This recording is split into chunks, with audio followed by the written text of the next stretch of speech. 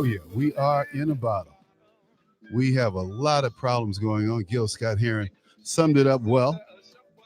And we're here, Freedom Friday, one of my favorite days.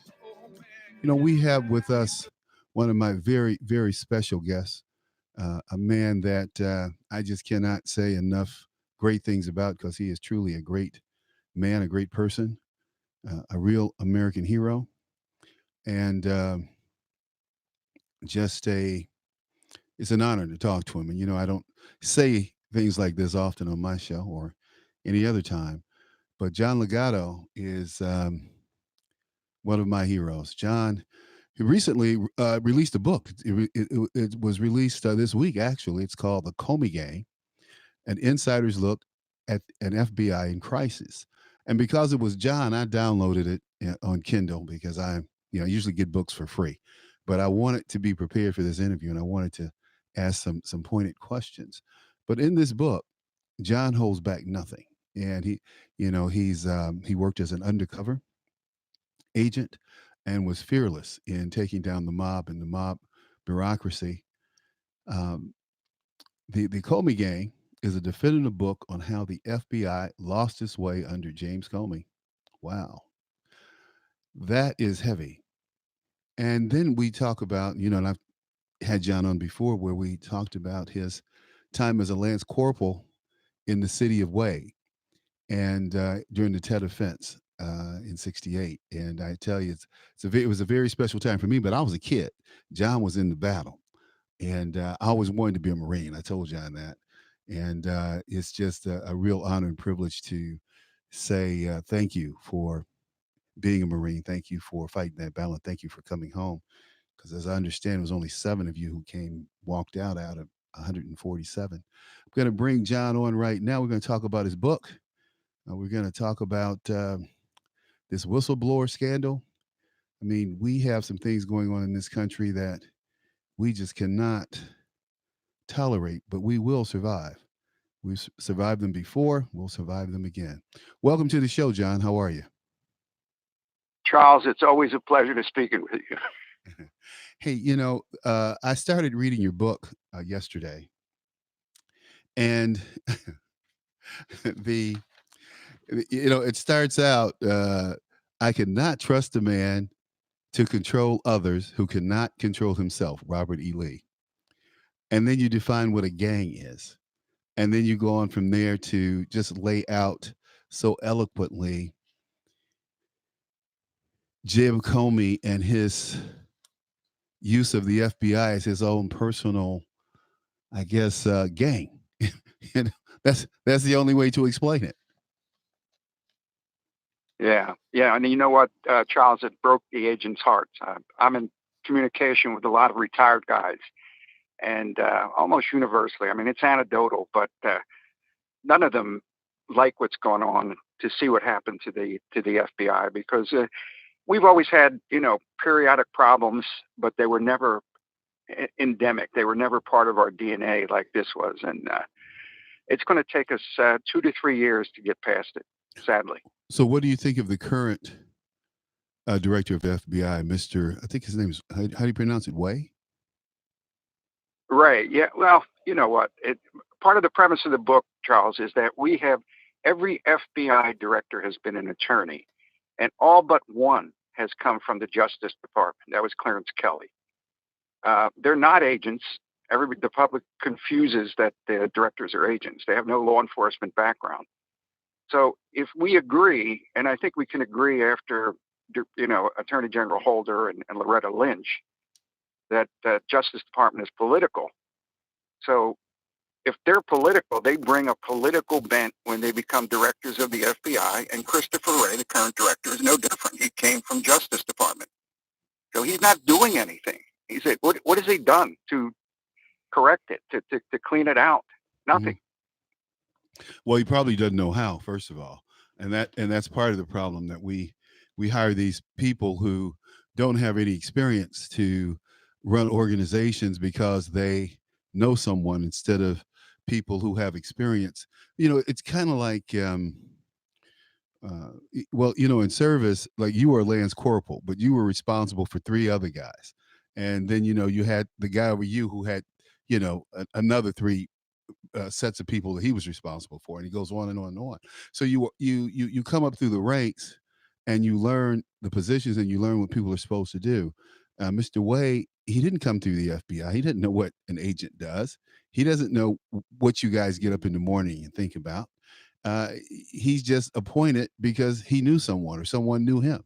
It's kind of like a banker. Bankers always tell you, "Oh, well, just go back to your client and do X and do Y," but they've never sold anything in their whole life. They've never actually been where the rubber meets the road, but they try to tell others what to do.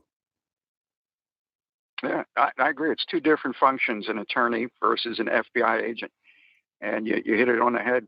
These guys bring the culture with them. They, if you've ever been around attorneys, and I'm sure you have, Hmm. they have a different mindset than law enforcement. Hmm. They're very cautious, and I'm not saying we shouldn't be cautious. And they're very reticent to do anything, and they'll talk it to death. And law enforcement is very fluid. I'll give you an example. I was undercover with the mob, and I had a offer to buy weapons from a mafia made guy. And they said, John, we're going to meet in a warehouse and we test fire these weapons. So I said, okay, and I mentioned it to my contact agent. I get a call right before, a couple hours before the meet. They said, you can't meet and buy weapons and fire them in a warehouse unless the warehouse is an approved firing range. I said, what? Yeah, I know. You know what? So I said, are you kidding me? And they said, no, one of the U.S. attorneys, the assistant U.S. attorneys, said you cannot do the deal unless you don't fire the weapon, or unless if you do fire it, it's an approved range. And I said, no, it's a mafia deserted warehouse. I don't think it's approved, but so I tried to get to But buy the weapons in the parking lot, but and it didn't happen. So I went up and I fired the weapons and I bought the weapons, and it resulted in a made guy from the Detroit mafia family rolling on the hierarchy, Sam Vitello, Salvatore Vitello. okay. And if you look it up, Salvatore Vitello dimed out the boss, the underboss, the consigliere, and a bunch of the Detroit mafia took him down based on that gun deal. So if I had listened to the assistant United States attorney, I wouldn't have bought the weapons, and Sal wouldn't have But been jammed up. He wouldn't have rolled, and he wouldn't have testified. So but that's an example of their mindset. that's not so much a mindset as it is the cowardice of these schoolboys that have ruined this country, whether it's in government, whether it's on Wall Street, whether it's in our educational institutions. We have people today, John, that they're males, but they're not men. We have guys today who sit on the road for 2 hours waiting for someone to come and change a tire. Yeah, I that, mean, yeah, that's a great, especially my generation. well, I mean, no, uh, no, no. Your generation knew how to change tires. What I'm saying is, yeah, people younger than me, they can't change tires, man. My point being, they haven't done anything. It's like these kids who yesterday we had an incident where a man picked up a scooter and threw it through a guy's window because he was jaywalking. The guy wouldn't stop, and they got in an altercation. And you have to tell these young people, these young boys, because they're not men and they're males. And that's what these women confuse. These women confuse males with real men. And there's a movement in this country that's going on very subtly, and it's men against women, and it's like Matt Lauer is coming out fighting back, and he should have fought back all the time. These women act like they go into a room, or they go up to a guy's room, and they don't go up there to have sex. Bullshit. They go up there to have sex. That's what they're doing. Now, things may not work out like they planned. The guy didn't leave his wife and run off into, like this woman who accused Trump of kissing her. She thought Trump was going to walk downstairs to Tiffany and buy her a diamond bracelet and take her off in his jet, I guess. And, I mean, you never know what goes through people's mind. But my point being, guys are fighting back and they're being guys again instead of wimps. And instead of trying to get along, like a woman challenged me to a squash match this week, uh, John, and she told me she was going to whip my butt. She was very serious. I said, "Well, this is not going to be Bobby Riggs, Billie Jean King. I'm going to beat you like Bobby Riggs beat Margaret Court. I'm going to beat you like a drum." She said, "Well, I used to like you. You were charming and, handsome and charming, but I don't think I really like you anymore." I said, "Why?" "Because I'm telling the truth." I said, "We're not going to have a cordial social game. I'm going to play you like I play a guy." And, these women, it's like women in combat, John. You've seen the studies. You've seen the I'm sure the Marine uh, uh, uh, study that was done, the studies that were done, and these women come back, they can't compete. So now they're running ads on TV of women in combat. Women Marines are in combat. No, they're still not in combat. They're not going to be in combat because they can't hack it. They're not qualified. One of the things you just said about how we have lumped together sexual harassment with sexual assault. And a good example is this latest thing with Matt Lauer. If you look at the facts, uh, what happened was they were in Russia working, Mm-hmm. and she drank, Mm-hmm. and she's crying sexual assault, Mm-hmm. saying that once she got drunk, Mm-hmm. he was her boss. He didn't attack her. He Mm-hmm. didn't like throw her down in the bed. They had sex, but she's Right. saying the fact that she was drunk made it sexual assault because he could have ruined her career. Oh And then she Lord. had consensual assault about 4 more times Right. after that. Right. So I don't, as much as I don't like, who was the senator from Al Franken, he resigned, and under sexual assault, all he did on an airplane, he didn't touch the girl.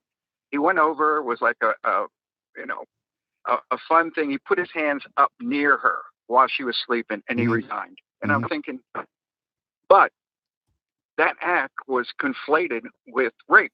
Right. And that's the way people talk about it. I mean, my father would be in jail. Of course, he would have been 103 now, but he would call every waitress honey, babe, give him a hug. And Mm-hmm. you can't do that anymore, Charles.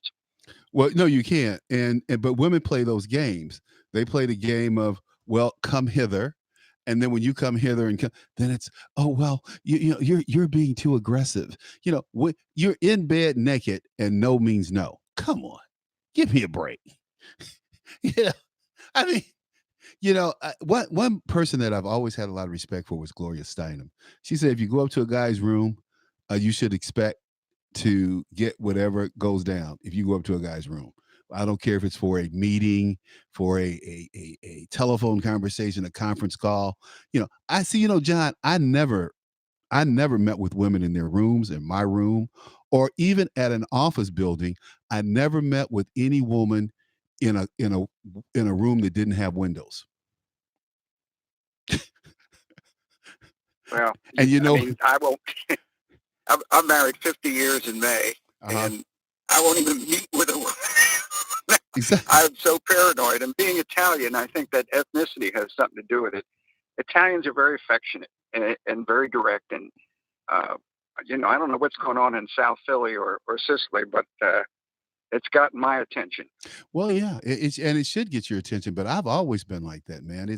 I've always been uncomfortable as a black man meeting with white women behind closed doors because it puts them in power. It gives them all the power. Yeah. You're talking about the FBI. One of the things in the book that I want to talk about, Yeah. being a Marine, one thing that the Marine Corps has is leadership. Right. And Hoover hired a lot of World War II, Korea, and Vietnam veterans, and they brought their leadership from combat leadership. Right. And we missed several generations. And Right. the result is Peter Strauss and James Comey, Right. who were managers pretending to be leaders. Right. And that's the problem. We don't have leadership. Like, let me give you one example that's in the book. McCabe, the deputy director, spent $70,000 on a conference table. And the congressional committee was subpoenaing records. and it came back heavily redacted. This one big report. So they got a judge to unredact it, and in that redaction, they covered the $70,000 purchase of a table with black ink under national security. So the bureau I knew with fidelity, bravery, and integrity would have gone on the camera and said, "My bad. I'll go to IKEA and get a table, or have the Amish come in and build it for a lot. My bad, my mistake." We would never cover that under national security, and that is like one indication that McCabe was not a leader. That he couldn't just get up there and said, I'm, I'm sorry, you know, I did it. I shouldn't have done it. And that's the problem in Washington nowadays. Nobody will look at you and say, "I screwed up." Well, and the thing is, no one's punished anymore. People leak information. They leak classified information. You have Barbara Feinstein, who had a a a Chinese spy as her chauffeur for 25 years. 25 years. This woman had a Chinese spy driving her around, and and not only did she give up uh, classified information on in the news and in media, but she was sitting in cars having conversations in front of this guy that she thought she could trust, just disclosing classified information. You know that. Yeah. Listen, I have about 3 chapters in my book on selective prosecution, Okay. and I compare apples to apples. I compare what Hillary did Hmm. with, there are 3 people in the State Department that did the same thing and got a year in jail. The same Wow. thing. That Spicer, there's a young sailor who took a photo of the submarine that he was on, Right. got a year in jail. Right. I had his mother on my So show. I had his mother on my show when we were trying to get him out. And it was horrible. But I th- think, but you know what I didn't oh, understand, it was John? terrible. John, what I didn't understand is they found his phone supposedly in a trash dump. They found his cell phone in a trash dump. Someone downloaded, I guess, took the chip out of the phone, downloads the picture, it goes to the FBI, and that's how this guy gets busted. Did you know that? No, I didn't know that, but Yeah. a lot of strange things happening inside the Beltway now. So and this poor guy, he said, I was just taking the picture for my kids, for my grandkids, so that I could, show that I was really aboard a nuclear sub. Real patriot, loved his country, loved his job, loved the Navy, and that's the kind of treatment he got. Hillary Clinton, on the other hand, destroys 35,000 emails, has her servers erased, the servers that FBI agents are guarding outside of her basement. When Secret Service agents are guarding outside of her basement, like we're stupid. Well, some people are that stupid because they actually repeated that. And and then we have all the cell phones that she and her staff used were destroyed. I mean, how does that happen? How did Comey, and I'm sure I didn't get to this part in your book, but I'm sure you addressed all of those things. It's just amazing to me that this man could look the American people in the face with a straight face and say that Hillary Clinton, there was no there. I just, no prosecutor would possibly take this case. Well, he became the prosecutor when he said that, because the FBI does not make opinions. We do not do opinions. We're fact finders. By him saying that no prosecutor would prosecute this case, he tainted any jury pool if justice decided to prosecute her. So by doing that, he took the case and decided the case as the FBI, which we have no jurisdiction to do. He was in the bag. Loretta Lynch was in the bag. Eric Holder was a political hack. I mean, I can go on and on. I have But in that book, The Comey Gang, I have about 20 people within the Clinton orbit who committed crimes, and I spell the crimes out with the evidence, John, let me and ask you none of them this. are in jail. Let me ask you this, John. Do you start your car remotely? I'm going to have my wife start starting to Oh, that's watch an cold. Italian thing. Oh, that's cold. Oh, that's cold, man. Thanks for that. Well, look, and I realize I'm out there, and I'm willing to do it. I'm willing to take the shot. In fact, I had a couple notes from retired agents who have read the book saying, "Thank you for doing this. Thanks for having the courage to say what we're all thinking." And I was just so frustrated, Charles. I know. 2 years of I this know. stuff. I know. You got General Flynn, who did the same thing that so many, like you were talking about, the IT geeks, Hillary IT geeks, lied under oath, Mhm. lied to the FBI, Mhm. you know, lie, crime, and the Mueller had the jurisdiction to go after them and chose one side to go after, one side. Mhm. Um, and don't even get me started. Well, you've gotten started because you have books out there like the Near Enemy, Dirty Boys. You've been started now. I mean, you've gone down this road, so you, it's not like you're Uh, getting started. what you're saying is I stepped off the deep end of the pool. Now I'm swimming. Yeah, you're swimming. And we got you. We got you, John. We got you. This is we're laughing about this, but it is so serious. I was listening to President Trump last night, and I'm looking at this whistleblower issue, and I'm just, I listen to Adam Schiff tell a lie to the American people, tell several lies to the American people, and say it with a straight face, and then come out of the committee as the chairman and stand before the cameras and tell the same lies over and over and over again. But what Barack Obama, in my opinion, what Barack Obama and um, uh, his ilk, his administration, what they did was they practiced what Saul Alinsky talked about, what uh, others who were trying to change and program people's mind and their thoughts did, and that is to tell a lie loud enough and long enough, and people will believe it because they go, "Well, yeah, I heard that before." So when you go to the barbershop, Yeah, when I go to a barbershop, people will go, "Well," and they have all this bad information. I go, "How could you be so misinformed?" And then when I tell them to read something, "Well, I don't have time to read that. I'm just listening." And that's where the programming comes in. And you have these people. Charles, let's talk about the whistleblower for a second. Okay, okay, The whistleblower is not in the CIA. You have analysts and you have operations officers. Now, the operations officers are usually what people confuse agents, CIA agents. They don't have agents per se. This was an analyst. A CIA analyst does nothing more. They're in a room and they monitor intelligence, signal intelligence, human intelligence. And so they're listening to the phone conversation with the president of the Ukraine, and the president knows they do this to gather any intelligence that he might say and put it together with other intelligence. right, The memo that this person wrote, the memo of the conversation, was highly, highly interpretive. In other words, what this person put in there is that the president of the Ukraine, President Trump, would say something, and the president of Ukraine would answer.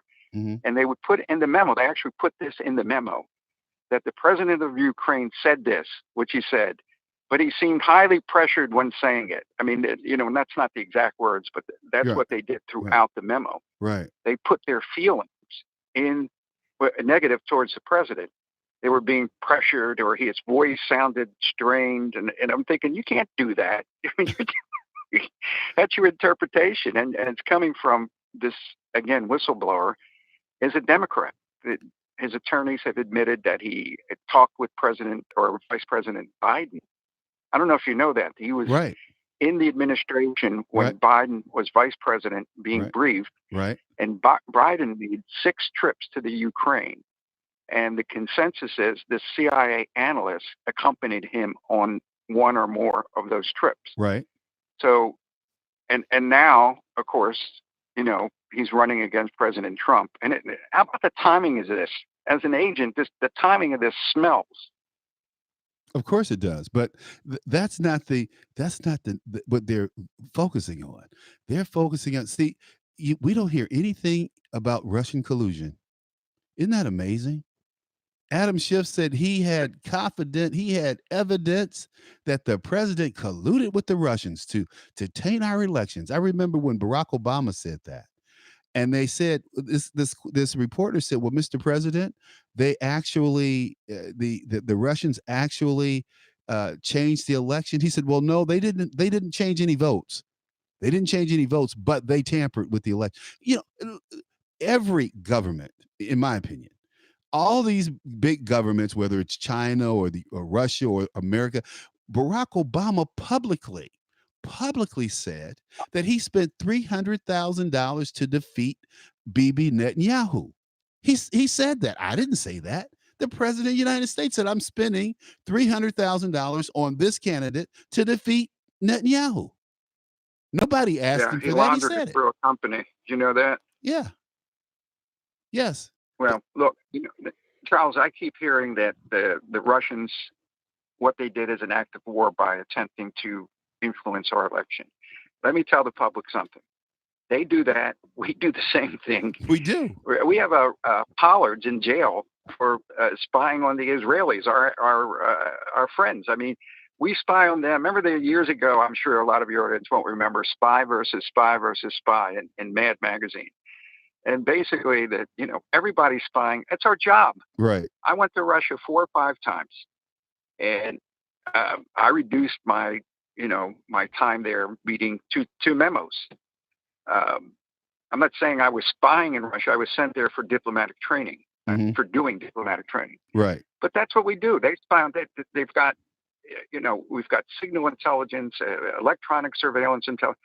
That's what we do. That's what they do. Hopefully, we can do it better than them. But to get all in a hissy fit over it, it's not going to change a thing. You think we're going to get the Russians to stop spying on us because Americans feel that Russia shouldn't do that? Come on. Well, what about the U.S. involvement in elections around the world? We have our fingers in almost every election around the world, whether it's south of the border, whether it's in Asia, Europe, um, Africa.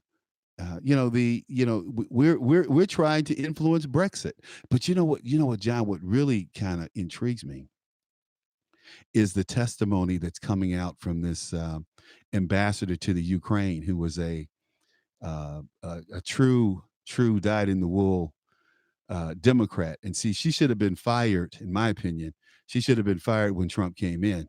She should have been removed from that slot and brought back home. But she, like John Kerry. What about John Kerry telling the Iranian government and the Ukraine government that just sit tight. President Trump's going to lose. Yeah, he stole this election, but don't pay him any attention because we're going to win this thing back. They have Kerry's on record somewhere talking about that or saying those things. Who actually one of the most prolific spy masters was? What president was dealt in spying as an art form was George Washington. And it's just amazing how we assume that spying is bad. It's bad when it's done on us. And this president's the first one that's dealing with it. All this China, the intellectual and other property that it's in the billions and billions, which is a form of spying. And this is the first guy to say no. Stop. Yeah. But I tell you that rally last night had me cracking up. I mean, Trump is saying, and he's has always said exactly what a lot of us are thinking. Just like you wrote this book, and you're saying what FBI agents are thinking.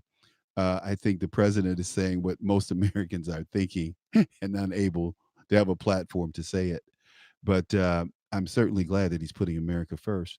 You put in this book, and John, people don't remember that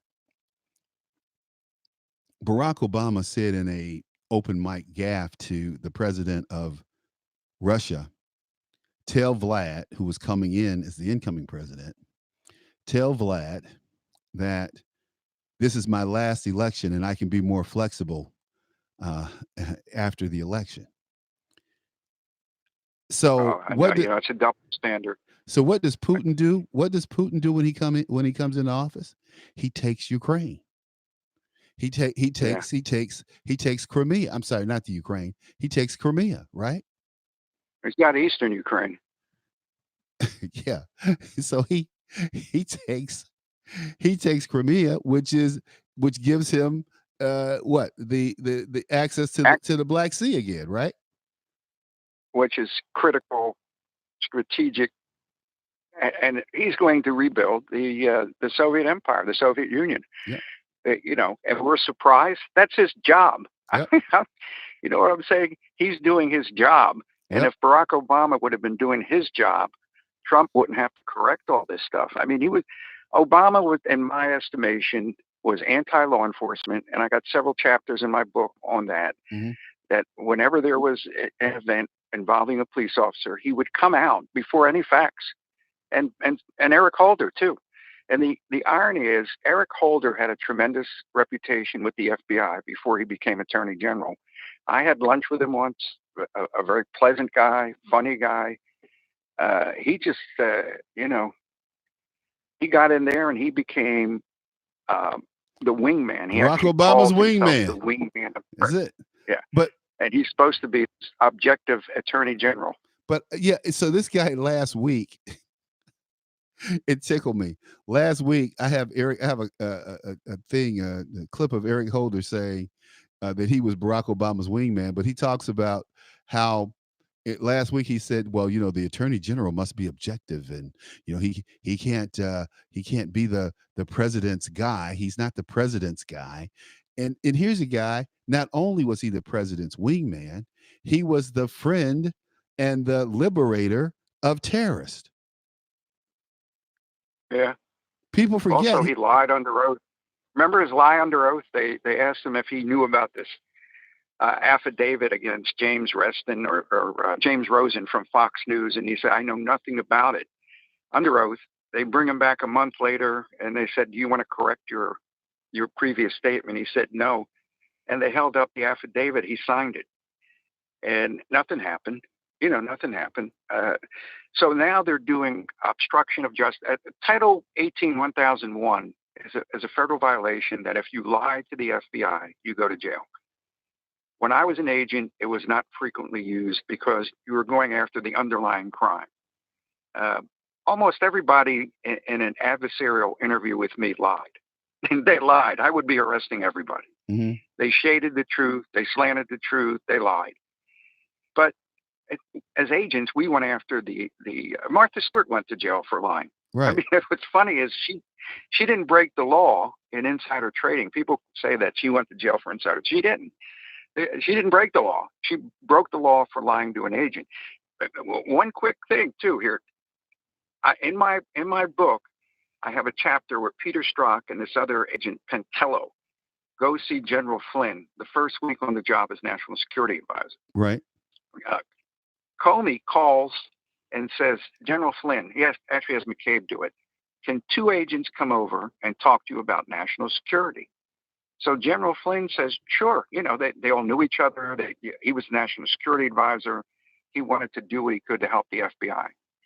They come over and they had a transcript of General Flynn, and he knew he talked to a Russian ambassador, the Russian ambassador before the administration, but it was over sanctions. They talked sanctions. And so Peter Stroff's talking about the weather and this and that. And he says, "Well, did you discuss anything with the Russian ambassador?" He said, "Yeah, we had a conversation." "And did you talk sanctions?" "Well, I don't know. We might, I don't remember it." That was Flynn's indictment. They indicted him for lying. They didn't read him his rights, which you don't have to. But lying to the FBI is a 5-year beef. And they set him up. And to me, is it legal that they did it? Yeah. Is it ethical? No, that's not what we do.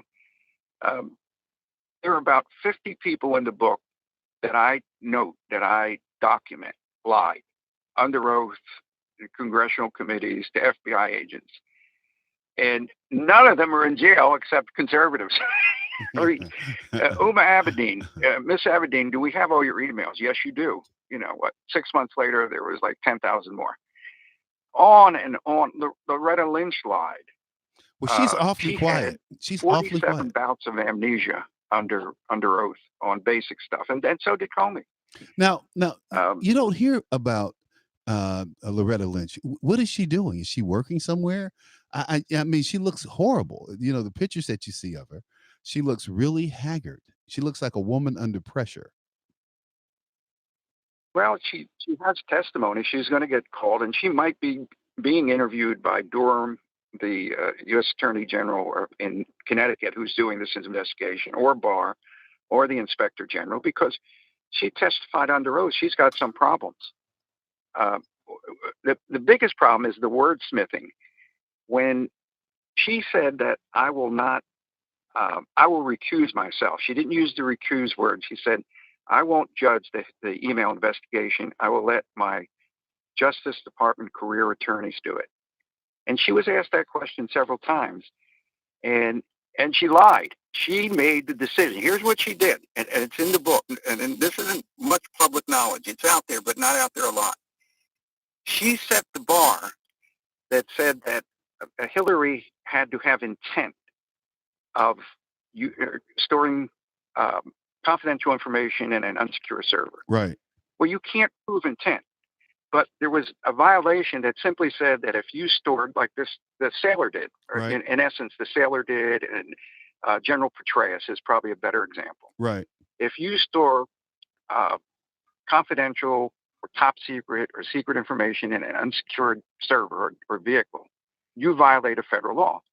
Petraeus pled guilty, and so you know, I don't even know the point I'm making. I got caught in the woods here, but there are about 15, 20, 50 people in the book that broke the law, and I talk about the violation they did, and then I compared it to other people who did the same thing and went to jail or got arrested. So the facts are the facts. they are. And but it's when Nancy Pelosi says no one's above the law, you just have to laugh every time she says that, because we know that they turned a blind eye to Hillary. And but where is President Obama in all of this? That's the thing that, we're talking about Joe Biden in the Ukraine. The president knew what was going on. He had to know what was going on. And Let me give you an example in the book where he knew. Remember Lois Lerner? uh-huh, Lois Lerner was in Washington, and you remember the Tea Party. She was of making it course. hard for Tea Party to get Uh, nonprofit status and right, stuff. right, And she said that it was a low-level thing in the Cincinnati office. President Obama was interviewed at halftime, I think 2016, by Bill O'Reilly, and he said, and I have the quotes, "We knew nothing about it. It was some low-level employees in the Cincinnati office." At the time he said that, there was all kinds of memos in Washington, D.C., in the Justice Department, and he was briefed on it. It went to his chief legal counsel, and it wasn't low-level employees in Cincinnati, and they sued the government and won an amount in a civil suit. And so he lied at the time. At the time he knew this was taking place in D.C., in the IRS, in their headquarters. So you can't believe. I mean, there are lies, and then there are lies, and President Obama may have lied more than once. well, I say that President Obama was lying every time his lips were moving. I often documented. I would tape the president's speech or his press conference or whatever he called, and point out why he wasn't telling the truth. So I said, well, he may not be lying, but he's certainly not telling the truth. And people call in and say, well, what's the difference? I say, well, exactly. Well, you got it. But look, John, so here we are back to Comey. Comey hasn't been called up. I mean, when is he going to be indicted or questioned, or do you see this happening at all? Well, look, he could be indicted. I know they said they rejected this, but basically, if you follow the crumbs here, as an agent, I'll tell you what the procedure is when he went to interview President Trump. He meets with President Trump under oath that he later said that he did it because he suspected the president was obstructing justice. There was 5 or 6 meetings where he met with the president Hmm. and recorded him, or didn't Wow. record him. I'm sorry. Uh, Left the meeting and wrote up an investigative report based on the meeting.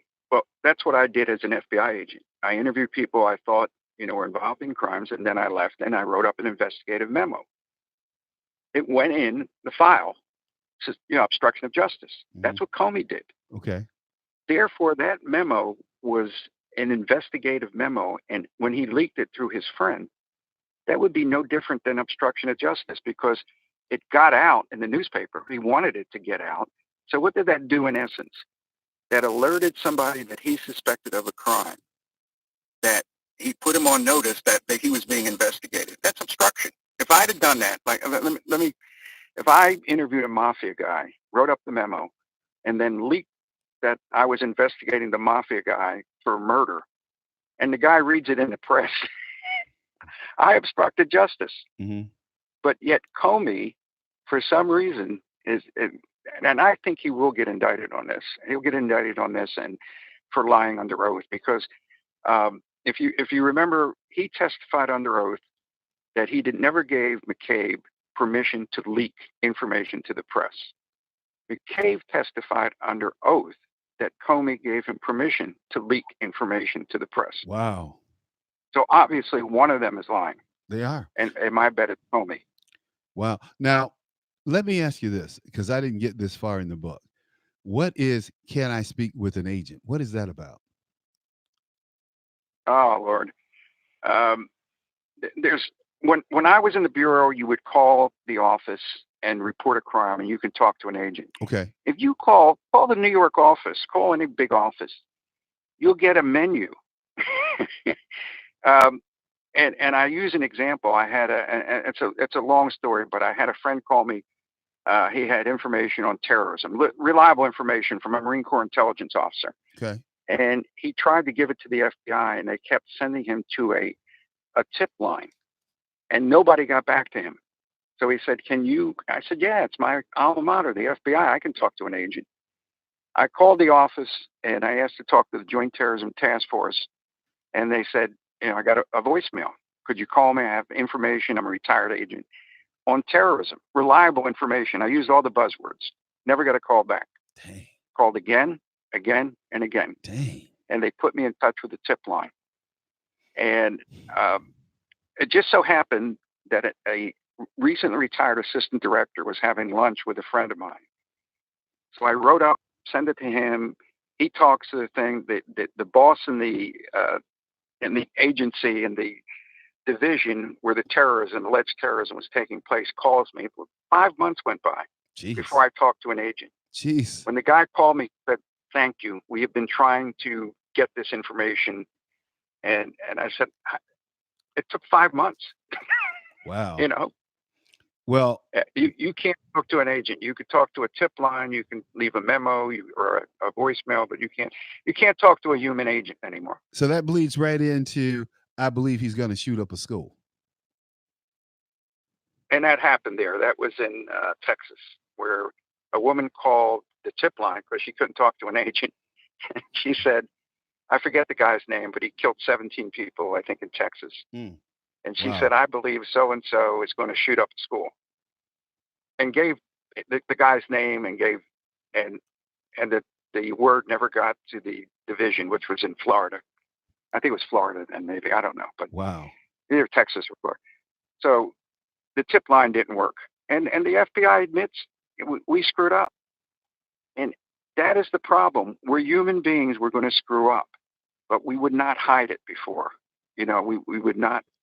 And all Ray is doing is apologizing and doing remedial training, but he's not changing anything because he's not a leader. Well, he doesn't know how. He's not an agent.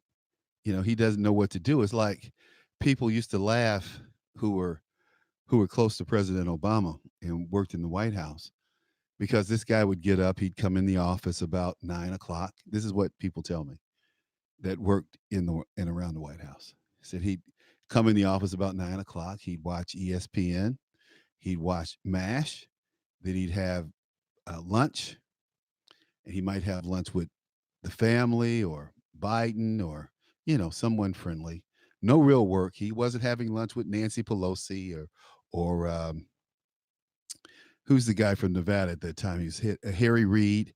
He wasn't working Congress. He was just kicking it. And so Bill Clinton is the first person to call Barack Obama lazy. People don't talk about that.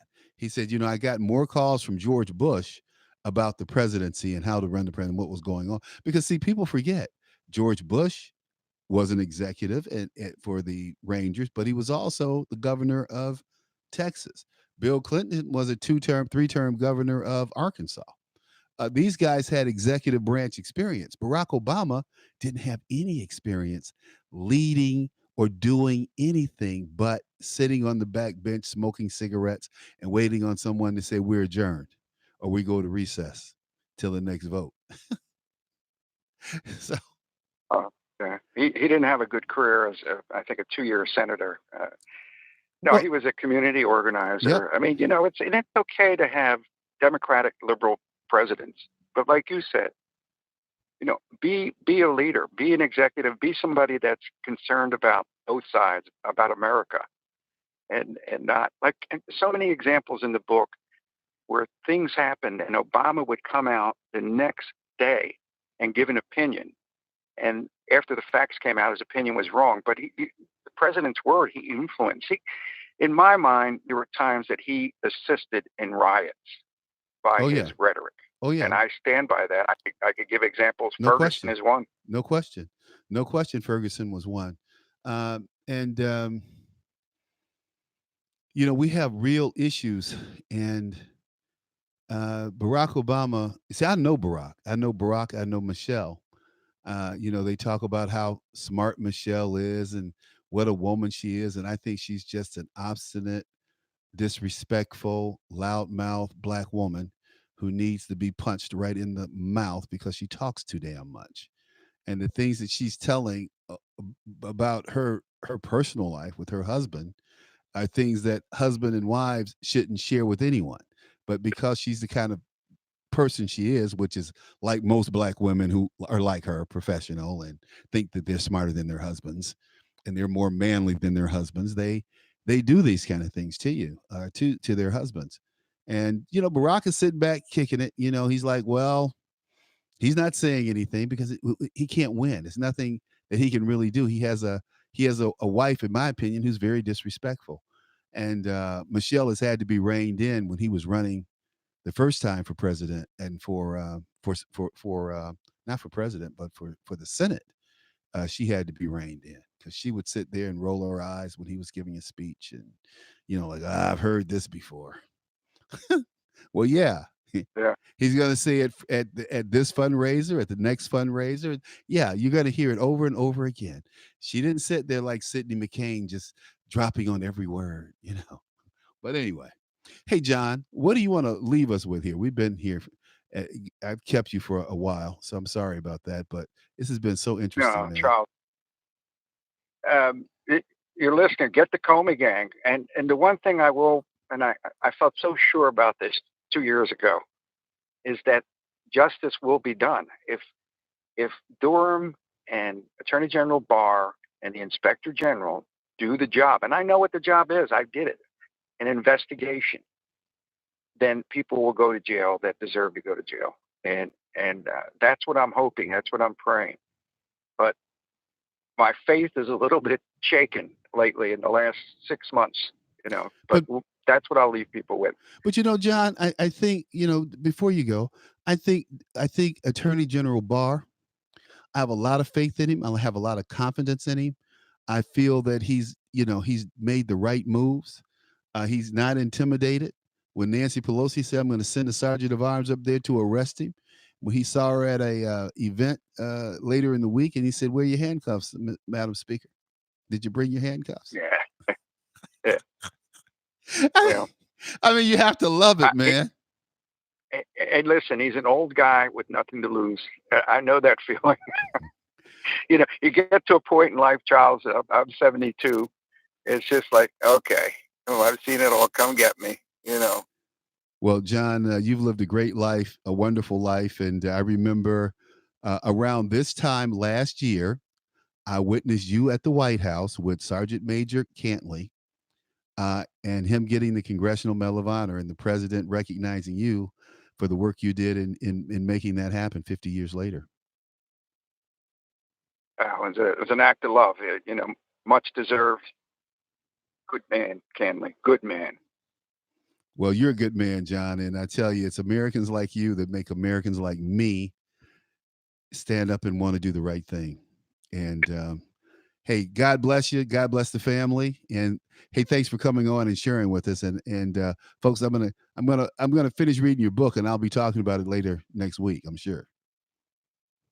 Well, Charles, you're my favorite one, buddy. You take care Okay, and keep your head down. I will. Thank you, John Legato, folks. Bye bye. Bye bye, John. John Legato, my man. I tell you. You got to go out and buy this book, folks, because I tell you, if you want the true scoop, you want the inside scoop, you want what's really going on, you want what's really happening out here in Washington, D.C., what's happening behind the scenes. This was unfiltered. We didn't do commercials. We didn't, do any of that because I wanted you to get the full content, the full breadth of a real American, a guy who's been there, a guy who's behind the scenes, a guy who's standing up for you.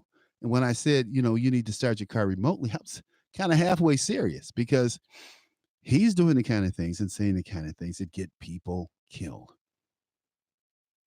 Hillary Clinton, Barack Obama, they don't have any compulsion about having people knocked off. If you don't believe me, there have been books written about folks who have crossed the Obamas and crossed the Clintons and not fare too well. I didn't say that. This is what these folks are saying. This is what uh, uh, the investigative reporters are saying. I'm not an investigative reporter. I just investigate facts. I just get it out there for you each and every day. So I hope that you all have enjoyed this Saturday, this event we did today. I hope it was informative. I hope you tell your friends to look at our video. We're out on YouTube. We're out on Facebook at Charles Butler Conservative on Facebook and Charles Butler 52, I think, on YouTube. But check us out. We're there. We're doing this each and every day for you, the American public. And we need this kind of information out there so that we can make a difference. And that's why we're going to have to vote President Trump back in next year. Hey, look, I'm going to do what we do. Be back Monday. We're going to have I think we're going to have a press secretary from the RNC with us. Um, Blair Elder. We're going to have him with us. So tune in Monday. We'll be right here. Reality Check with Charles Butler.